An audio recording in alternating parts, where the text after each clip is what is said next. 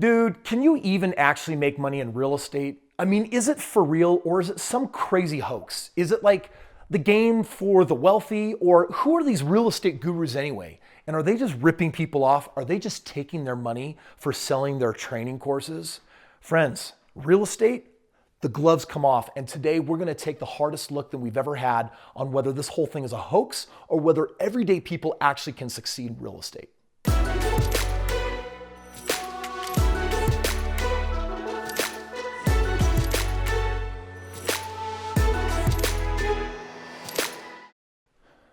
Okay, so I moved here into the mountains to escape the real estate gurus that are going to hate what I'm about to say.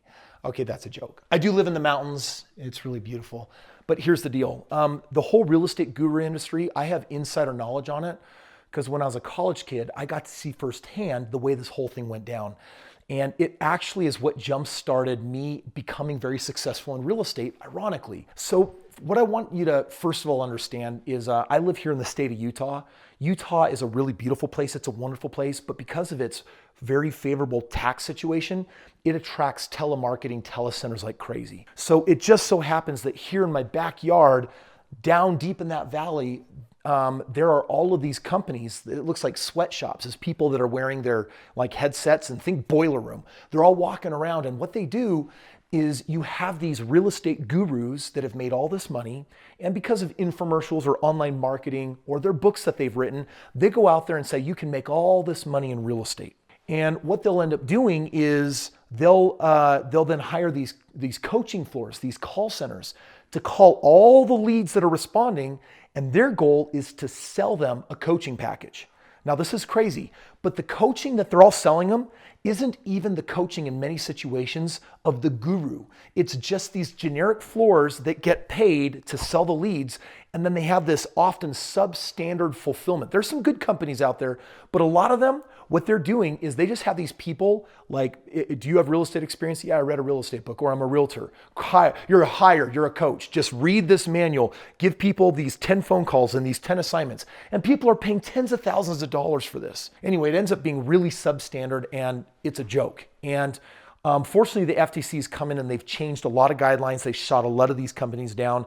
And it's a really good thing because they should be gone and they shouldn't be here. But to some extent, it's always going to exist. Because the reality is you can make a lot of money in real estate. But the people that don't have the training, that don't have the hands-on help, they can make a big decision to get in on a house and boom, it's going to come crashing down on them. So this is actually kind of the crazy part. You know, there's a counterfeit for everything that's out there. I've actually gone on to become extraordinarily successful in real estate, have helped facilitate thousands of deals. I myself this year am buying 250 homes. And yet, I'm just telling you right now, if you have a YouTube channel with hundreds of thousands of subscribers and you've written multiple books and you've done thousands of presentations, people are going to get out and they're going to ask for help. They want to know the shortcut. And here's one of the things that I want to tell you to know the difference between a guru scam artist and a guru that's the real thing. Before I tell you that, I just want you to understand, I'm not a guru. I do have extraordinary amounts of knowledge and experience and track record in the game of real estate, but I'm not comfortable with that phrase. I'm very comfortable with the concept of mentor because someone that has the experience can give it to you. Now, the difference between these gurus and the people that are really helping, it all comes down to this. Is the guru practicing what they preach? They'll all claim that they are, but that's what you really ultimately need to find out. Are they actually just trying to make all of their money selling information? Which that in of itself isn't necessarily bad, but the moment they're not doing what they practice or they're not doing what they preach, that's when I think that things fall apart. At least that's when what I've been able to observe from behind the scenes. So it turns out that when people ask me for help, guess what? I actually have programs where I will mentor people, but it's me that's mentoring. It's actually me that's working with people. When I partner with people, they get my cell phone and I actually work with them and we're actually doing deals together. Do you understand the difference? It's what's the real thing? For those of you that are maybe Christian or fans of the Bible, there's this passage that says, "By their fruits ye shall know them." Well, what are their fruits? Are they real? Are they genuine? Are they authentic? Or are they made up? Are they lies? Are they embellishments? So then we got to talk about real estate. Like, is even real estate for real? We know these gurus are the bearers of the message that says that it is, but real estate in and of itself, let me share this with you. When I did my very first deal in real estate, I was scared. Like, I was crazy nervous. I had a mentor. I remember going to his house. His name's John.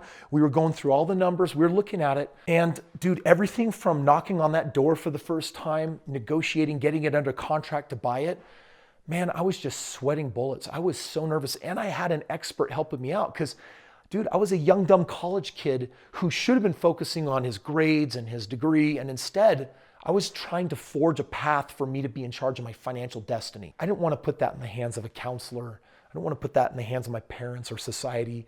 I mean, they're all part of that other generation. And the new generation's going places the other one just hasn't been before. Something inside this internal compass was calling. So I decided to do something, I don't know if it was stupid or courageous. In hindsight, it worked. Because this house that I bought, it is true, the people that lived there had actually worked at the steel mill. Geneva Steel, in our backyard next to Utah Lake, Geneva Steel supplied families for decades with a wonderful job and wonderful income. And then the steel mill shut down and it got shipped off to China. And when that happened, the people that lived in this home, he lost his job. He was unemployed and he stayed that way, I think, living off of subsidy programs and government programs and really had a hard time. And they got to the point where they needed to sell their house. When I knocked on the door, I was terrified. In fact, I was a young, dumb college kid, remember? So I'm like 22 years old and I'm trying to sound as official as I can. I knock on that door, but inside I'm just like, and the lady's like, what do you want? She was a very grouchy woman and it smelled like smoke. The whole house was just, it was a wreck, but it was going to be my first deal. I didn't know it yet. And I remember that lady's like, what do you want? And I said, well, I'm interested in your house. She's like, it's $110,000. And I didn't know what to say next. I'd never done this before. So I said, how about 100,000? And she barked and she said, no, it's $110,000. Well, I asked her to let me inside. I mean, should have actually looked at the house first. I mean, it was so stupid that I was even quoting a number. I look back, I'm like, Kris, oh man, I'm so glad that you had a mentor that could have kept you from like making a bad mistake. But on this house, this lady, she was insistent that she wanted the purchase price to be $110,000. When I took it to my mentor and I said, is this a good deal? Pulled up his computer, he ran the numbers, and he said, Kris, this house has a value of $150,000, which means if you buy it, you're going to walk into $40,000 of equity. He said, yes, buy that home. It also had a basement apartment. So a couple months later, after I barely by the skin of my teeth bought it, banks were hardly going to lend on me, but I stuck with it. I was tenacious. I'm so glad this was a good first house because I rented out the basement. The basement paid for the entire mortgage. And the upstairs was 3 times as big. It was 3 bedrooms. So I was actually living in this house for free because of the basement. And I had $40,000 more to my net worth. Like that set me up for so much success. Now, listen, guys, if real estate was a scam, we could say, yeah, Kris, but that's 1 in a million, man. That deal doesn't come along every day. You just got lucky. And at that point, I'd have to agree with you and say, you're right. I probably did. But I've done it more than 3,000 times since then. So I want you to understand that there will always be a small percentage of all real estate holdings with people that have a reason. I don't know why that woman set the price at 110. If I had offered her more, she may have taken it, but that's what she wanted. I don't know why she didn't know that her house was worth more, or maybe she just didn't care. Frankly, I don't really know what was going on in that woman's mind other than she was mean, nasty, and barnacly and barked at me. I don't like crotchety people. I got experiences with them I don't enjoy. So this whole thing went down, and here's what I want you to understand. That equity, I used it to buy a second house. Now, if you're skeptical and you're like, Kris, you got lucky, then you better watch how lucky I really am. Because check it out. I took this equity and I popped it and parlayed it into a second property. This house that I purchased, check this crazy thing out. I was going to purchase this house for $150,000. Guess what it was worth on paper? It had a value just under $250,000. Had $100,000 of equity. $100,000 of equity. Now it needed about $5,000 or $6,000 worth of work. When I rented this guy out, I made $600 a month. It was nicer than my first house. I would have loved to live there. It was nearly 3,000 square feet. But you know what? I wasn't interested in my lifestyle. I didn't allow myself to buy a single luxury item for years. At that point in the game, it was just make money, take as much as possible, and pop it into the next deal. And so not only did I do it a second time, but 25 homes later, I had a residual income. So here's where we get in the video. Well, Kris, does that mean you're one of these gurus, right? Like, You're the lucky sperm club. You're the guy that figured out how to buy this home and you're lucky. Guys, I got to be honest with you. When you spend time and get to know me, yeah, you're going to see confidence. You're going to see me stand upright. I'm 6'4". I gone to the gym. I put some muscles on. Dude, when I started this whole thing, I had no confidence. I was worrywart. I was a perfectionist. I was chubby. I didn't like who I was at the time. I was just trying to figure things out. So yes, I have built wealth, and I'm married now, and I've got 4 kids, and my marriage isn't perfect, but we work on it. And it's like right now in my life, I'm just trying to have it all because I believe we can. I believe we can have the money and the bodies and all this success. But that could have never come if I maintained the skepticism that I started with. So there's a lot of garbage out there. And you might be watching this video saying, Kris, I don't want to be scammed. I don't want someone to pull the wool over. I don't want you to pull the wool over. I don't want you to pull the wool over my eyes. But that is what the world is about. And I made this video to help educate you, help you understand what is out there in the world. And I want you to know that there's a lot of bad, but there's a lot of good. There's evil and there's righteous. There's people with money, there's poor people. The poor people always think that the bad people are bad, rotten, greedy, rich, and takers. But my experience is that exists, but there's also the good. So where do you and I stand in all this? Well, there's a decision I want to invite you to make that is really core, really important, which is this. If you maintain your skepticism and can only see the world through mistrust because you've been hurt before, then you'll never really get a chance to find the brighter side. If you learn to trust again, though, you'll probably have mistrusting experiences again because that's life. So I guess what I'm saying in the choice that's before you is it worth trying again to go out there and find the good and not just the bad? I believe it is. And in fact, I would like to believe that I'm one of the good guys because I have a private real estate investing club where I'm helping my investors. Every week I go on there, I do trainings with them. Me and my team are answering their questions every single day. Yes, I'm literally doing that on a daily basis. And I'm there spending that time. I can make a lot more money doing a lot of other things, like all the real estate that I'm buying, but I've dedicated a part of my life to helping people so that part of my legacy isn't just me becoming a billionaire someday. My legacy is launching all these other people that have the same shot at having tremendous success. So namaste. I wish you the best of luck on your journey.